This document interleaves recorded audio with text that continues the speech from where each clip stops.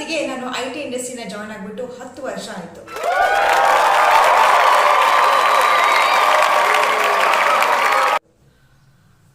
ನಿಜವಾಗ್ಲೂ ನಂಬಕ್ಕಾಗ್ತಾ ಇಲ್ಲ. ಮೊನ್ನೆ ತಾನೇ ಇಂಟರ್ವ್ಯೂನ ಪಾಸ್ ಮಾಡಿಬಿಟ್ಟು ಇನ್ಫೋಸಿಸ್ ಅಲ್ಲಿ 6 ತಿಂಗಳು ಟ್ರೈನಿಂಗ್ ಮಾಡ್ದಂಗಿದೆ.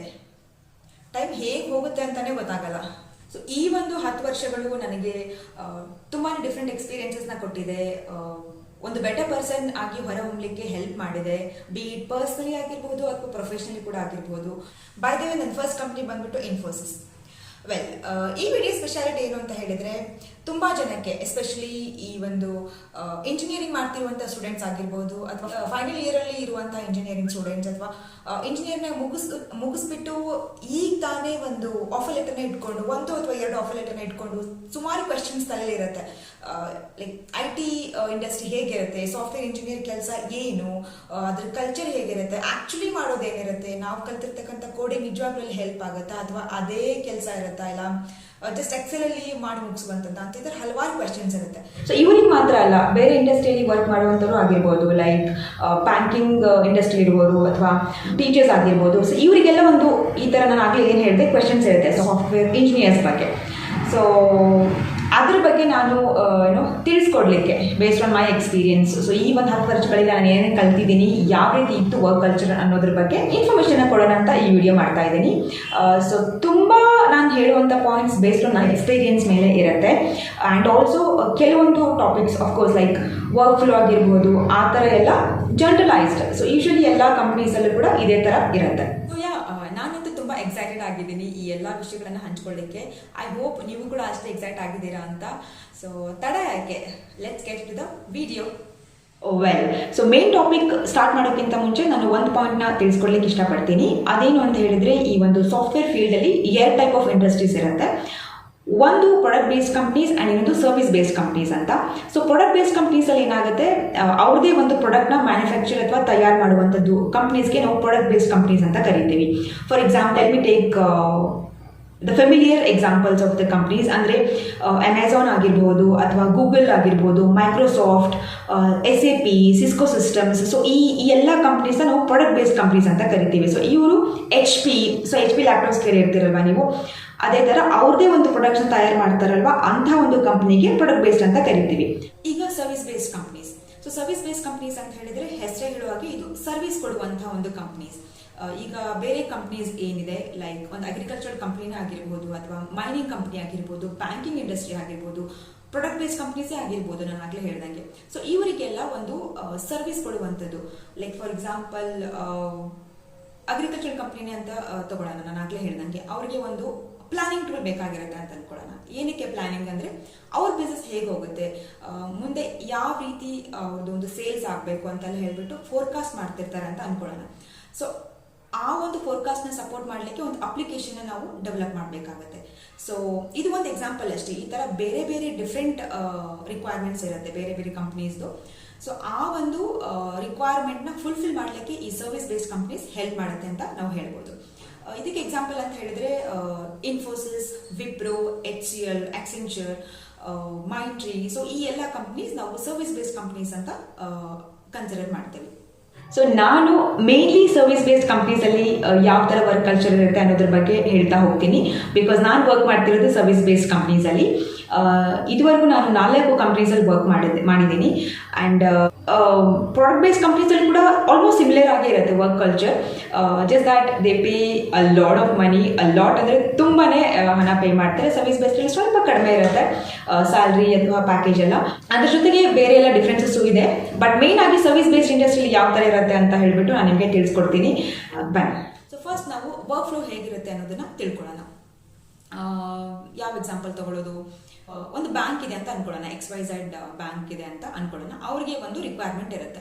ಏನು, ಅವರ ಕಸ್ಟಮರ್ಸ್ ಏನಿದ್ದಾರೆ ಅವ್ರಿಗೆ ಒಂದು ಯೂಸರ್ ಇಂಟರ್ಫೇಸ್ ಬೇಕಾಗಿರುತ್ತೆ. ಸೊ ಯೂಸರ್ ಇಂಟರ್ಫೇಸ್ ಅನ್ನೋದು ಒಂದು ಟೆಕ್ನಿಕಲ್ ಟರ್ಮ್. ಸಿಂಪಲ್ ವರ್ಡ್ಸಲ್ಲಿ ಹೇಳಬೇಕು ಅಂತ ಹೇಳಿದ್ರೆ, ನಿಮಗೆ ಒಂದು ಆ್ಯಪ್ ಬೇಕಾಗಿರುತ್ತೆ. ನೀವು ಆನ್ಲೈನ್ ಅಪ್ಲಿಕೇಶನ್ ಇರ್ಬೋದಲ್ವಾ, ಲೈಕ್ ICICI ಬ್ಯಾಂಕ್ನೇ ಕನ್ಸಿಡರ್ ಮಾಡೋಣ. ಸೊ ಅದರಲ್ಲಿ ನೀವು ಲೈಕ್ ಟ್ರಾನ್ಸಾಕ್ಷನ್ಸ್, ಫಂಡ್ ಟ್ರಾನ್ಸ್ಫರ್ ಆಗಿರ್ಬೋದು, RDA ಅಥವಾ FD ಅಕೌಂಟ್ ಓಪನ್ ಮಾಡುವಂಥದ್ದಾಗಿರ್ಬೋದು ಅಥವಾ ರೀಚಾರ್ಜ್ ಮಾಡುವಂಥದ್ದಾಗಿರ್ಬೋದು. ಸೊ ಈ ಥರ ಡಿಫ್ರೆಂಟ್ ಟ್ರಾನ್ಸಾಕ್ಷನ್ಸ್ನ ಮಾಡ್ಬೋದು ಅಲ್ವಾ. ಸೊ ಅದೆಲ್ಲ ಹೇಗೆ ಸಾಧ್ಯ, ಒಂದು ಯೂಸರ್ ಇಂಟರ್ಫೇಸ್ ಮೂಲಕ ಅಲ್ವಾ. ಅಥವಾ ಆ ಒಂದು ಆನ್ಲೈನ್ ಅಪ್ಲಿಕೇಶನ್ ಮೂಲಕ ನೀವು ಮಾಡೋಕ್ಕೆ ಸಾಧ್ಯ. ಸೊ ಅದನ್ನ ಡೆವಲಪ್ ಮಾಡ್ಕೊಡಿ ನನಗೆ ಅಂತ ಹೇಳ್ಬಿಟ್ಟು ಒಂದು XYZ ಕಂಪ್ನಿ ನಮ್ಮ ಕಂಪ್ನಿಗೆ ಬರುತ್ತೆ. ಓಕೆ, ಇದು ಒಂದು ಎಕ್ಸಾಂಪಲ್. ಈ ತರ ಹಲವಾರು ರಿಕ್ವೈರ್ಮೆಂಟ್ಸ್ ಇರುತ್ತೆ ಬೇರೆ ಬೇರೆ ಕಂಪ್ನೀಸ್ ಇಂದ. ಓಕೆ, ಸೊ ಅದು ಬಂದಾಗ ಡೈರೆಕ್ಟ್ ಆಗಿ ನನಗೆ ಅಂದ್ರೆ ಸಾಫ್ಟ್ವೇರ್ ಇಂಜಿನಿಯರ್ಸ್ಗೆ ಬರೋದಿಲ್ಲ.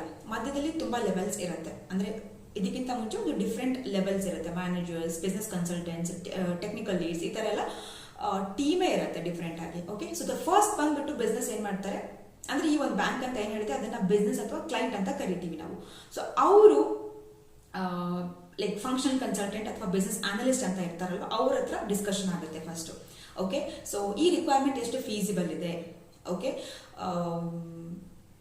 ಏನೆಲ್ಲ ನಾವು ಡೆಲಿವರ್ ಮಾಡಬಹುದು ಅನ್ನೋದ್ರ ಬಗ್ಗೆ ಎಲ್ಲ ಡಿಸ್ಕಷನ್ ನಡೆಯುತ್ತೆ.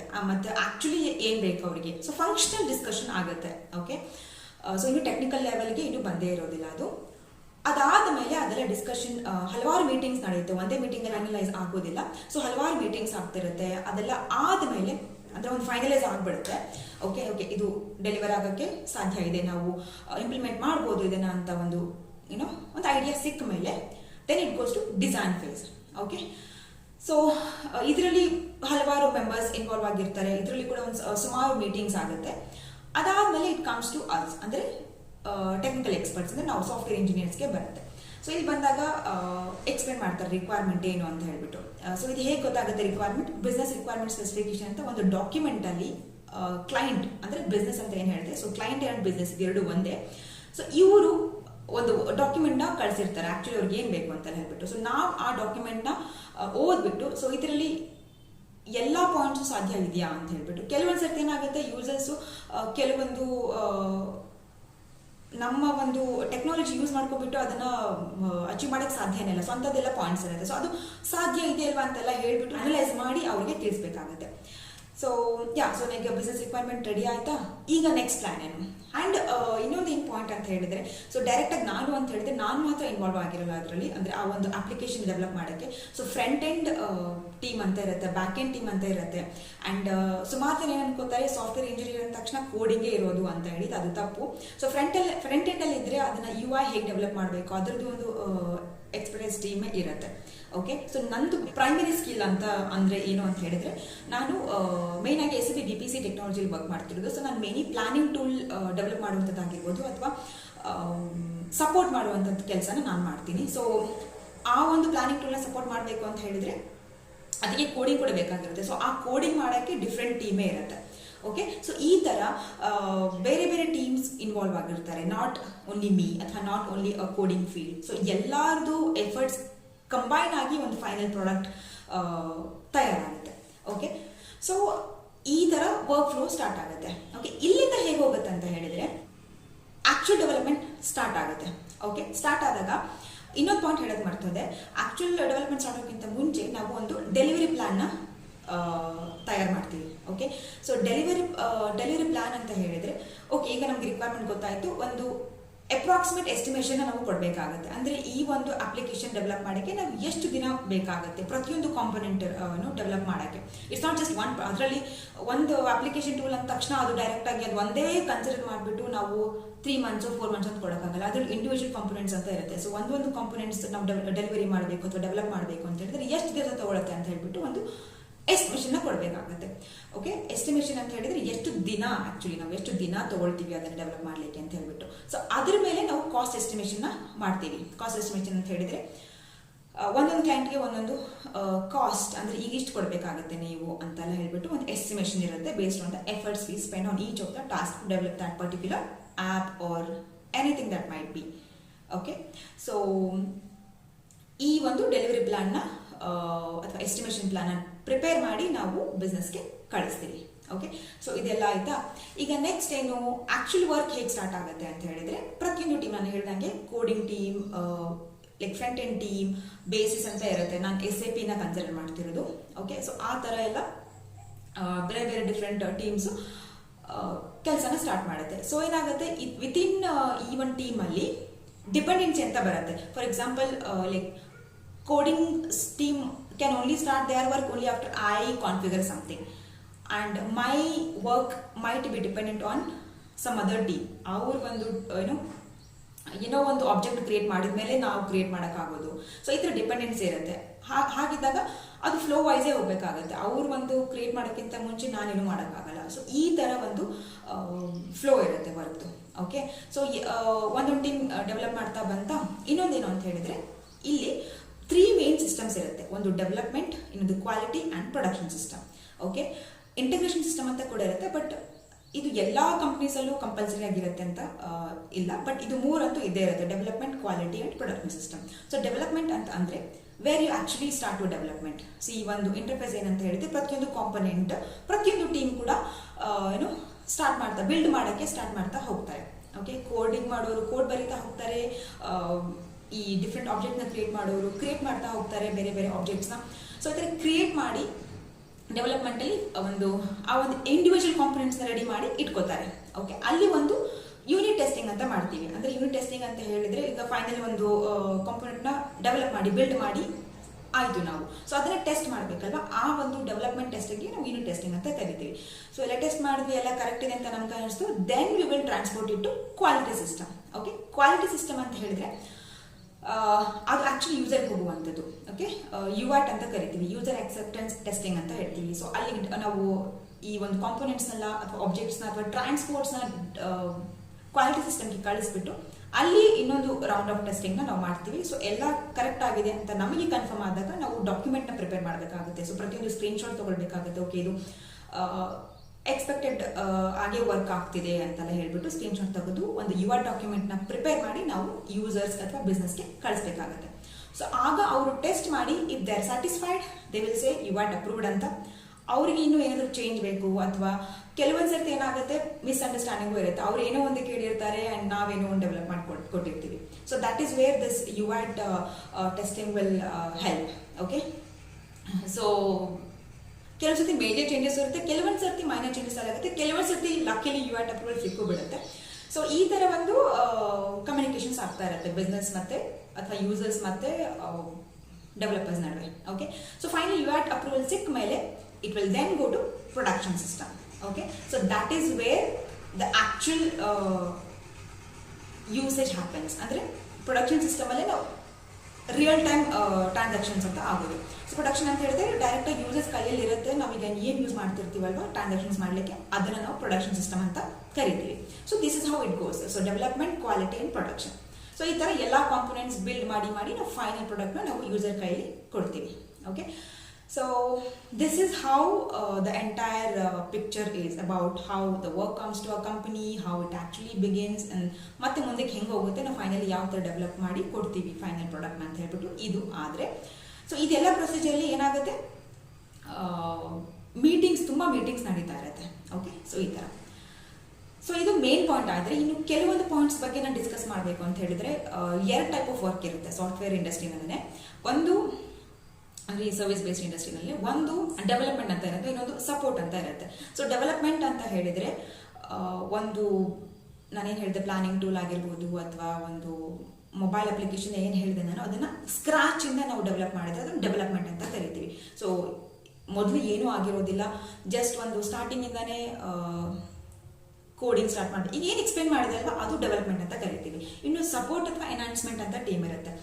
ಅದೇನು ಅಂತ ಹೇಳಿದರೆ ಆಲ್ರೆಡಿ ಡೆವಲಪ್ ಮಾಡಿಟ್ಟಿರ್ತಾರೆ. ಸೊ ಅದನ್ನು ಡೇ ಟು ಡೇ ಸಪೋರ್ಟ್ ಮಾಡ್ತಿರ್ಬೇಕಾಗುತ್ತೆ. ಅದರಲ್ಲಿ ಕೆಲವೊಂದು ಬಗ್ಸ್ ಬರ್ತಿರುತ್ತೆ, ಇಶ್ಯೂಸ್ ಬರ್ತಿರುತ್ತೆ. ಸೊ ಒಂದು ಟಿಕೆಟಿಂಗ್ ಟೂಲ್ ಅಂತ ಇರುತ್ತೆ. ಸೊ ಟಿಕೆಟಿಂಗ್ ಟೂಲನ್ನೇ ಬೇರೆ ಬೇರೆ ಕಂಪ್ನೀಸ್ ಅವ್ರದ್ದು ಒಂದು ಇಂಟರ್ಫೇಸ್ ಇರುತ್ತೆ. ಲೈಕ್ ಸರ್ವಿಸ್ ನಾವು ಆಗಿರ್ಬೋದು, ಇಲ್ಲ HPSM ಆಗಿರ್ಬೋದು. ಸೊ ಈ ಥರ ಒಂದು ಲೈಕ್ ಟೂಲ್ ಮುಖಾಂತರ ನಾವು ಟಿಕೆಟಿಂಗ್ ಮ್ಯಾನೇಜ್ಮೆಂಟ್ ನಡೀತಾ ಇರುತ್ತೆ. ಓಕೆ, ಲೈಕ್ ಯೂಸರ್ಸ್ ಬೇಸಿಕ್ಲಿ ಟಿಕೆಟ್ನ ರೇಸ್ ಮಾಡ್ತಾರೆ, just like how we raise complaints to Airtel ಆಗಿರ್ಬೋದು, the bank.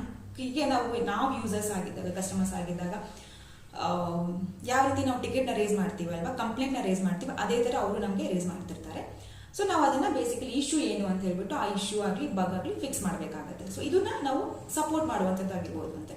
So already existing ಅಪ್ಲಿಕೇಶನಲ್ಲಿ ಏನೋ ಒಂದು ಎನ್ಹಾನ್ಸ್ಮೆಂಟ್, ಒಂದು ಅಡಿಷನಲ್ ಫೀಚರ್ ಬೇಕಾಗಿರುತ್ತೆ ಅಥವಾ ಅದೊಂದು ಓಲ್ಡ್ ವರ್ಷನ್ ಆಗಿರುತ್ತೆ, ಅದನ್ನು ತೆಗೆದುಬಿಟ್ಟು ನಾವು ಅಡಿಷನಲ್ ಫೀಚರ್ನ ಅಥವಾ ಲೇಟೆಸ್ಟ್ ಅಪ್ ಟು ಡೇಟ್ ಆಗಿರುವಂಥ ಒಂದು ಫೀಚರ್ನ ಆ್ಯಡ್ ಮಾಡಬೇಕು ಅಂತ ಹೇಳಿದ್ರೆ ಅದನ್ನು ಎನ್ಹಾನ್ಸ್ಮೆಂಟ್ ಅಂತ ಕರಿತೀವಿ. ಸೊ ಅದು ಕೂಡ ಅಷ್ಟೇ, ಡೆವಲಪ್ಮೆಂಟಿಂದ ಹಿಡಿದು ಕ್ವಾಲಿಟಿಯಿಂದ ಹಿಡಿದು ಪ್ರೊಡಕ್ಷನ್ಗೆ ಹೋಗುತ್ತೆ. ಇದೇ ಥರನೇ ಇರುತ್ತೆ flow. So this is enhancement and support ಆದರೆ, ಡೆವಲಪ್ಮೆಂಟ್ ಅಂದರೆ ಸ್ಕ್ರಾಚ್ ಅಂತ ಬರುವಂಥದ್ದು. ಸೊ ಇಲ್ಲಿ ಒಂದು ಕನ್ಫ್ಯೂಷನ್ ಇರುತ್ತೆ ಲಾಟ್ ಆಫ್ ಇಂಜಿನಿಯರ್ಸ್ಗೆ, ಎಸ್ಪೆಷಲಿ ಬಿಗಿನರ್ಸ್ ಆಗಿದ್ರೆ. ಡೆವಲಪ್ಮೆಂಟ್ ಸಿಕ್ಕರೆ ತುಂಬ ಒಳ್ಳೆಯದು, ಸಪೋರ್ಟ್ ಆದರೆ ಏನೂ ಕಲೀಲಿಕ್ಕೆ ಸಿಗಲ್ಲ ಅಂತೆಲ್ಲ ಹೇಳ್ಬಿಟ್ಟು ಆ ಥರ ಏನೂ ಅನ್ಕೊಳ್ಳೋಕೆ ಹೋಗ್ಬೇಡಿ. ಸಪೋರ್ಟ್ ಎನ್ಹಾನ್ಸ್ಮೆಂಟ್ ಇದ್ರೂ ಕೂಡ ನಮಗೆ we get a lot of opportunities. ಅದು ಆನ್ಸೈಟ್ಗೆ ಹೋಗುವಂಥದ್ದಾಗಿರ್ಬೋದು, ಒಂದು ವಿಸಿಬಿಲಿಟಿ ಸಿಗುವಂಥದ್ದಾಗಿರ್ಬೋದು, ಇದೆಲ್ಲ ಸಿಗುತ್ತೆ. Don't lose hopes. ಅಂದರೆ ಡೆವಲಪ್ಮೆಂಟ್ ಇದ್ದರೆ ಮಾತ್ರ ನಾವು ಗ್ರೋತ್ ಆಗುತ್ತೆ ಅಂತೆಲ್ಲ ಒಂದು ಅಸಂಪ್ಷನ್ನಲ್ಲಿ ಇರೋಕ್ಕೆ ಹೋಗಬೇಡಿ. ಅಫ್ಕೋರ್ಸ್ ಡೆವಲಪ್ಮೆಂಟಲ್ಲಿ ಇದ್ದರೆ ಸ್ವಲ್ಪ ಕಲೀಲಿಕ್ಕೆ ಜಾಸ್ತಿ ಸಿಗುತ್ತೆ, ಬಟ್ ಸಪೋರ್ಟಲ್ಲಿ ಕೂಡ it all depends on the project you get, so like for example ಈಗ ನಾನು ಕೆಲಸ ಮಾಡ್ತಿರುವಂಥ project actually support and enhancement, but ಅದರಲ್ಲಿ ಕಲೀಲಿಕ್ಕೆ ತುಂಬಾ ಇದೆ. ಇನ್ಫ್ಯಾಕ್ಟ್ ನಂಗೆ ಟೈಮ್ ಸಾಕಾಗ್ತಿಲ್ಲ ಕಲೀಲಿಕ್ಕೆ. ಸೊ ಆ ಥರ ಇರುತ್ತೆ. So all I'm saying is ಹೋಪ್ನ ಲೂಸ್ ಮಾಡ್ಕೊಳ್ಳೋಕೆ ಹೋಗಬೇಡಿ ಅಂತ ನಾನು ಹೇಳಕ್ಕೆ ಇಷ್ಟಪಡ್ತೀನಿ. ಸೊ ಇದು ಸಪೋರ್ಟ್ ಆ್ಯಂಡ್ ಡೆವಲಪ್ಮೆಂಟ್ ಬಗ್ಗೆ ಆದರೆ ಇನ್ನು ಆನ್ಸೈಟ್ ಬಗ್ಗೆ ಬರೋಣ. ಆನ್ಸೈಟ್ ಅಂತ ಹೇಳಿದರೆ ಈಗ ನಮ್ಮ ಬಿಸ್ನೆಸ್ ಅಥವಾ ಕ್ಲೈಂಟ್ ಅಂತ ಏನಿರ್ತಾರೆ ಅವರು ಬೇರೆ ಬೇರೆ ಕಂಟ್ರೀಸಲ್ಲಿ ಸಿಚುಯೇಟೆಡ್ ಆಗಿರ್ತಾರೆ, based on what company it is. So ಅವ್ರದ್ದು ಹೆಡ್ ಕ್ವಾರ್ಟರ್ಸ್ ಬೇರೆ ಬೇರೆ ಕಂಟ್ರೀಸಲ್ಲಿರುತ್ತೆ. ಸೊ ಹಾಗಿದ್ದಾಗ ಅಲ್ಲಿ ಒಂದು ಟೀಮ್ ಇರುತ್ತೆ, ಆ ದೇಶದಲ್ಲಿ ಒಂದು ಟೀಮ್ ಇರುತ್ತೆ, ನಮ್ಮ ಇಂಡಿಯಾದಲ್ಲಿ ಒಂದು ಟೀಮ್ ಇರುತ್ತೆ. ಸೊ ಈ ಥರ ಇಂಟ್ರಾಕ್ಷನ್ಸ್ ಮಾಡ್ಬೇಕು ಅಂತ ಹೇಳಿದ್ರೆ ಲೈಕ್ ಟೈಮಿಂಗ್ಸ್ ಬೇರೆ ಇರುತ್ತೆ. ಆಬ್ವಿಯಸ್ಲಿ ನಮ್ಮ ಇಂಡಿಯಾದಲ್ಲಿ ಟೈಮಿಂಗ್ಸ್ ಇರುತ್ತೆ, ಲೈಕ್ US ತಗೊಂಡ್ರೆ ಆಲ್ಮೋಸ್ಟ್ ಹಾಫ್ ಡೇಸ್ ಡಿಫ್ರೆನ್ಸ್ ಇದೆ ನಮಗೆ ಅಲ್ವಾ. ಆ್ಯಂಡ್ ಲೈಕ್ ಸ್ವಿಟ್ಜರ್ಲ್ಯಾಂಡ್ ತಗೊಂಡ್ರೆ 3 and 4 hours of time difference ಇದೆ. ಓಕೆ, ಸಿಂಗಾಪುರ್ ತಗೊಂಡ್ರು ಅಷ್ಟೇ. ಸೊ ಈ ಥರ ಡಿಫ್ರೆನ್ಸ್ ಇರೋದ್ರಿಂದ ಕೆಲವೊಂದು ಸತಿ ನಾವು ಕಮ್ಯುನಿಕೇಷನ್, ನನ್ನ ಮೀಟಿಂಗ್ ಅಂತ ಏನು ಹೇಳಿದೆ ಅದನ್ನು ಮಾಡಲಿಕ್ಕೆ ಟೈಮ್ ಓವರ್ಲ್ಯಾಪ್ ಆಗೋದು, ಮ್ಯಾನೇಜ್ ಮಾಡೋದು ತುಂಬ ಕಷ್ಟ ಆಗುತ್ತೆ. ಅಫ್ಕೋರ್ಸ್ ಅದಕ್ಕೆ ಶಿಫ್ಟ್ ಟೈಮಿಂಗ್ಸ್ ಅಂತಲೇ ಇರ್ತಾರೆ, ಶಿಫ್ಟ್ಸ್ ಇಟ್ಟಿರ್ತಾರೆ. ಬಟ್ ಅದನ್ನು ಹೊರತು ನಾವು ಇನ್ನೊಂದು ವೇಯಲ್ಲಿ ಇದನ್ನು ಡೀಲ್ ಮಾಡ್ಬೋದು, ಯಾವ ರೀತಿ ಮಾಡ್ಬೋದು ಅಂತ ಹೇಳಿದ್ರೆ ಈ ಥರ ಆನ್ಸೈಟ್ ಕಳಿಸ್ತಾರೆ ನಮಗೆ. ಓಕೆ, ಸೊ ನೀವು ಲಕ್ಕಿ ಆಗಿದ್ರೆ ನಿಮ್ಮ ಪ್ರಾಜೆಕ್ಟ್ ಇಲ್ಲದ ಆಪರ್ಚುನಿಟಿ ಇದ್ದರೆ ನೀವು ಹೋಗುವಂಥ ಒಂದು ಅವಕಾಶ ಸಿಗುತ್ತೆ.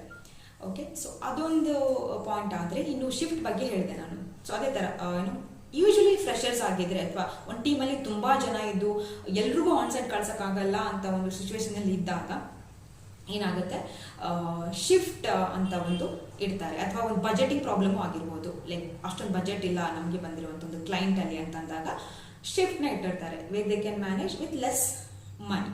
ಓಕೆ, ಸೊ ಆವಾಗ ಬೇಸ್ಡ್ ಆನ್ ಯಾವ ಕಂಟ್ರಿಗೆ ನಾವು ವರ್ಕ್ ಮಾಡ್ತಿರ್ತೀವಲ್ಲ ಆ ಒಂದು ಇದಕ್ಕೆ ಶಿಫ್ಟಲ್ಲಿ ಲೈಕ್ 7:30 to 5 o'clock ಶಿಫ್ಟ್ ಆಗಿರ್ಬೋದು, ನೈಟ್ ಶಿಫ್ಟ್ ಆಗಿರ್ಬೋದು, ಕೆಲವೊಂದು ಸತಿ ನಾರ್ಮಲ್ ಶಿಫ್ಟು ಇರುತ್ತೆ, ಕೆಲವೊಂದು ಸತಿ 12 o'clock to ಇಂಡಿಯಾ ಶಿಫ್ಟ್ ಅಂತ ಕರೀತಾರೆ ಅದನ್ನು. So 12 to I think 10 PM ಅಂತ ಅನ್ಸುತ್ತೆ. ಓಕೆ, ಸೊ ಅಷ್ಟು ಬೇರೆ ಬೇರೆ ಥರ ಶಿಫ್ಟ್ ಇರುತ್ತೆ. ಅದಕ್ಕೆ ಅಲೋವೆನ್ಸ್ ಕೂಡ ಕೊಡ್ತಾರೆ ನಿಮಗೆ. ನಿಮ್ಮ ಸ್ಯಾಲ್ರಿ ಏನು ಅಲಾಟ್ ಮಾಡಿರ್ತಾರಲ್ಲ ಅದಕ್ಕಿಂತ ನೀವು ಶಿಫ್ಟ್ಗೆ ವರ್ಕ್ ಮಾಡಿದಾಗ ಬೇಸ್ಡ್ ಆನ್ ಒಂದು ಥ್ರೆಶೋಲ್ಡ್ ಅಥವಾ ಆ ಒಂದು ಶಿಫ್ಟ್ಗೆ ಅಷ್ಟು ಹಣ ಅಂತ ಇರುತ್ತೆ. ಸೊ ಅದು ನಿಮಗೆ ಅಡಿಷನಲ್ ಅಮೌಂಟ್ನ ನಿಮಗೆ ಕೊಡ್ತಾರೆ ಸ್ಯಾಲ್ರಿಯಲ್ಲಿ. Okay, so this is about shift ಅಂತ. ಆದರೆ ನೆಕ್ಸ್ಟು ಕ್ಯಾಂಪಸ್ ಬಗ್ಗೆ ಹೇಳಬೇಕು ಅಂತ ಹೇಳಿದರೆ ಕೆಲವೊಂದು ಕಂಪ್ನೀಸ್ ಅವ್ರದೇ ಒಂದು ಓನ್ ಕ್ಯಾಂಪಸ್ ಇರುತ್ತೆ, ಲೈಕ್ ಇನ್ಫೋಸಿಸ್ ಆಗಿರ್ಬೋದು, HCL ಆಗಿರ್ಬೋದು. ಈ ಥರ ಇನ್ನು ಕೆಲವೊಂದು ಕಂಪ್ನೀಸ್ ಏನಾಗಿರುತ್ತೆ, ಬೇರೆ ಒಂದು ಪ್ರಾಪರ್ಟಿನ ಅವರು ರೆಂಟಲ್ಲಿ ತೊಗೊಂಡ್ಬಿಟ್ಟು ಇರ್ತಾರೆ, ಲೈಕ್ ಆಕ್ಸೆಂಚರ್ ಅಂತ ಆಗಿರ್ಬೋದು. ಸೊ ಬೇರೆ ಬೇರೆ ಕಂಪ್ನೀಸ್. ಸೊ ನಾನು ಕೆಲಸ ಮಾಡಿರುವಂಥ ಕಂಪ್ನೀಸ್ಗಳಲ್ಲಿ ತುಂಬ ದಿ ಬೆಸ್ಟ್ ಕ್ಯಾಂಪಸಸ್ ನಾನು ಕಂಡಿದ್ದು ಅಂತ ಹೇಳಿದ್ರೆ Infosys of course. So they have very beautiful companies across different cities.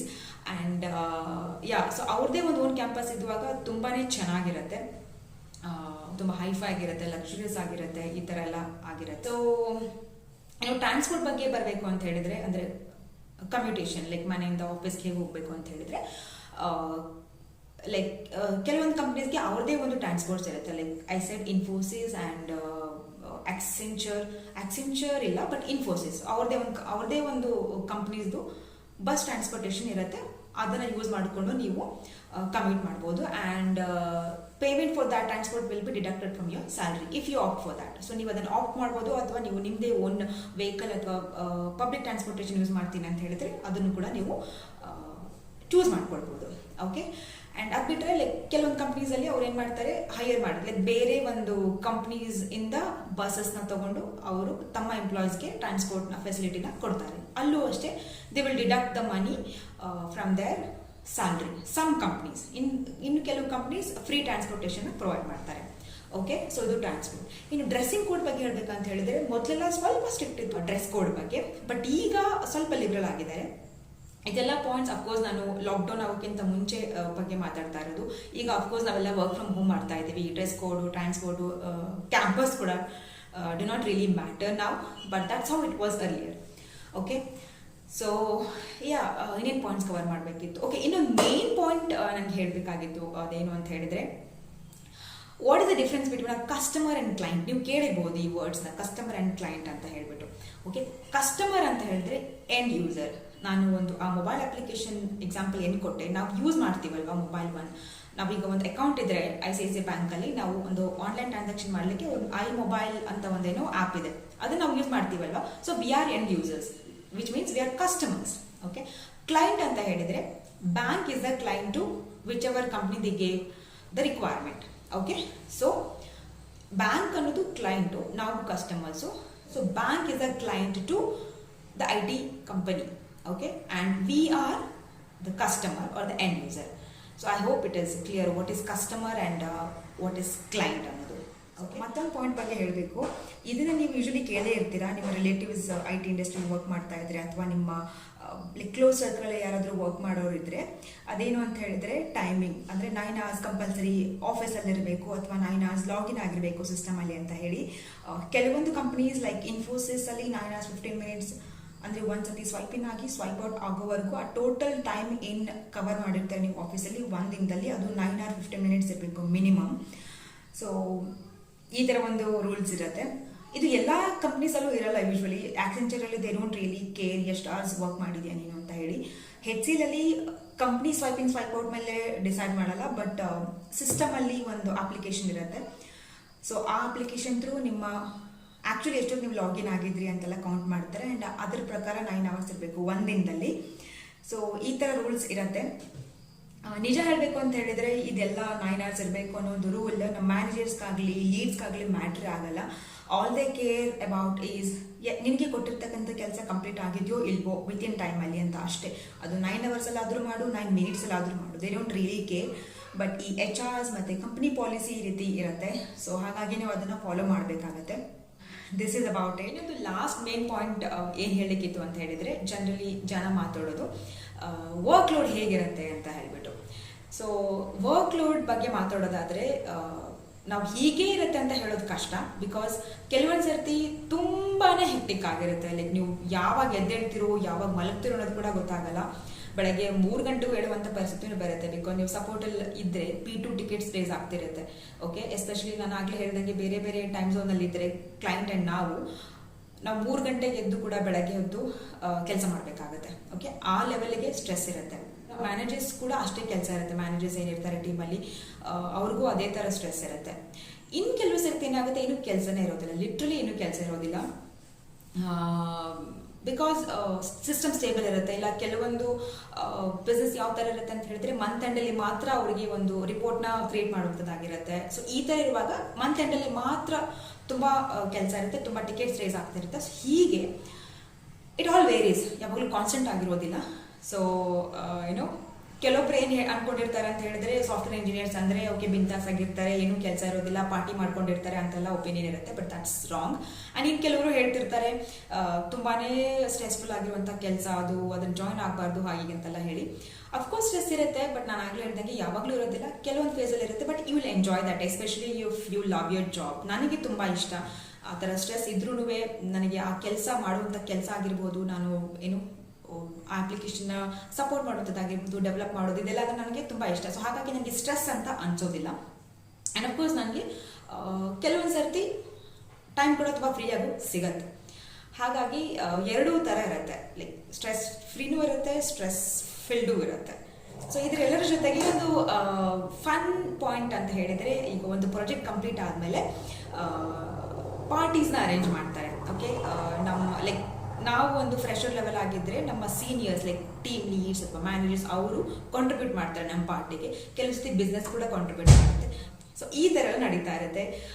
ಆ ಪಾರ್ಟೀಸಿಂದ ನಾವು ಲೈಕ್ ಒಳ್ಳೊಳ್ಳೆ ಹೋಟೆಲ್ಸ್ಗೆ, ರೆಸ್ಟೋರೆಂಟ್ಸ್ಗೆ ಹೋಗ್ಬಿಟ್ಟು ಆ ಥರ ಎಲ್ಲ ಎಂಜಾಯ್ ಮಾಡುವಂಥ ಒಂದು ಅವಕಾಶನೂ ಸಿಗುತ್ತೆ. So yeah, like any other industry we do have plus point and a bit negative points also. But majorly plus point ಅಂತ ನಾನು ಹೇಳ್ತೀನಿ. I love my job and I love working as A software engineer and I am proud of that. So yeah, I hope ನಾನು ಎಲ್ಲ ಪಾಯಿಂಟ್ಸ್ನು cover ಮಾಡಿದ್ದೀನಿ ಅಂತ ಅನ್ಕೋತೀನಿ. Actually ನಾನು ಅದನ್ನು ಲಿಸ್ಟ್ ಮಾಡಿಬಿಟ್ಟು ಎಕ್ಸ್ಪ್ಲೇನ್ ಮಾಡಬೇಕಂತ ಅಂದ್ಕೊಂಡೆ, ಬಟ್ ನನ್ನ ಪಾಪು ಅಲ್ಲಿ ಹೊರಗಡೆ ಇದೆ, ನಾವು ಯಾವಾಗ ಎದ್ದೇಳ್ತಾನೆ ಅಂತ ಗೊತ್ತಿಲ್ಲ. But I hope I have covered all the points. And ನಿಮ್ಗೆ ಏನಾದರೂ ಸ್ಪೆಸಿಫಿಕ್ ಕ್ವಶನ್ಸ್ ಇದ್ದರೆ ಕಾಮೆಂಟ್ ಸೆಕ್ಷನಲ್ಲಿ ತಿಳಿಸಿ, ನಾನು ಅದನ್ನು ಆನ್ಸರ್ ಮಾಡ್ತೀನಿ, ಡೆಫಿನೆಟ್ಲಿ ಆನ್ಸರ್ ಮಾಡ್ತೀನಿ. I be more than happy to answer this questions. And so I'm happy. I've completed 10 years in this industry and I feel old. I'm happy. Okay, so ನಾನು ಇಷ್ಟು ಹೇಳ್ತಾ ಈ ವಿಡಿಯೋನ ಎಂಡ್ ಮಾಡ್ತಿದ್ದೀನಿ. ನಾನು ನಿಮ್ಗೆ ನೆಕ್ಸ್ಟ್ ವಿಡಿಯೋದಲ್ಲಿ ಸಿಗ್ತೀನಿ. ಅಲ್ಲಿವರೆಗೂ ನೀವೆಲ್ಲ ಹುಷಾರಾಗಿರಿ, ಎಂಜಾಯ್ ಮಾಡ್ತಾ ಇರಿ ಆ್ಯಂಡ್